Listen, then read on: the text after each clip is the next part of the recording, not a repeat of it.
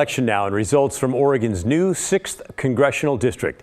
If you live in this area, I'm sure you've been bombarded with TV ads and mailers because there was a lot of money pumped into this primary. On the Republican side, Mike Erickson won with almost twice as many votes as State Representative Ron Noble, who came in second.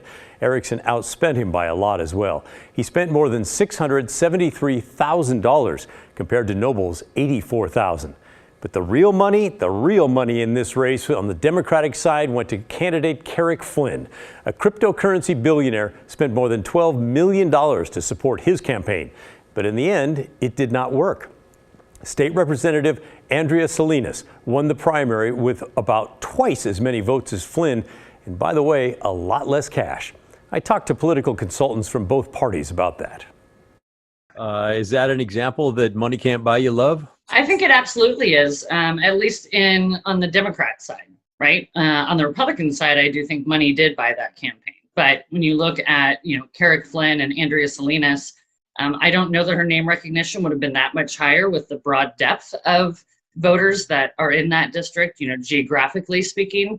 But the message that they were able to get out and the attention about Carrick Flynn's campaign became less about him and more about the money behind it. You never want that as a candidate, ever. Whether you're running for city council or, congressional district, you want to be able to talk about the issues. So it became a distraction that I think worked in her favor, not to mention, she's known and well supported by a number of voters.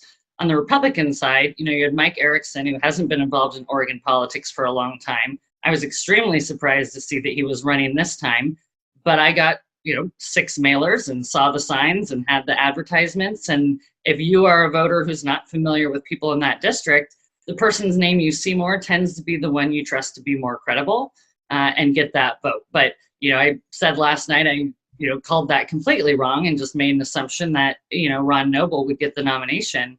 But I think, Mike came in late and spent a lot of money to reach voters and did it well. Andrea Salinas has to be the superstar of this race. I mean, if there's a poster person who is really has to be highlighted as someone who's run a superior campaign in the face of overwhelming odds, it's Andrea Salinas. I mean, she took, a fragmented vote on the left against $12 million of money thrown at her or more. And she knit together a positive campaign. Now, great. Again, we're talking about primary voters in a Democratic primary coming out looking for a progressive woman to vote. And that happened throughout the ballot. But Andrea Salinas found a way to make a campaign that really connected with voters in the face of overwhelming odds. It's a superior performance.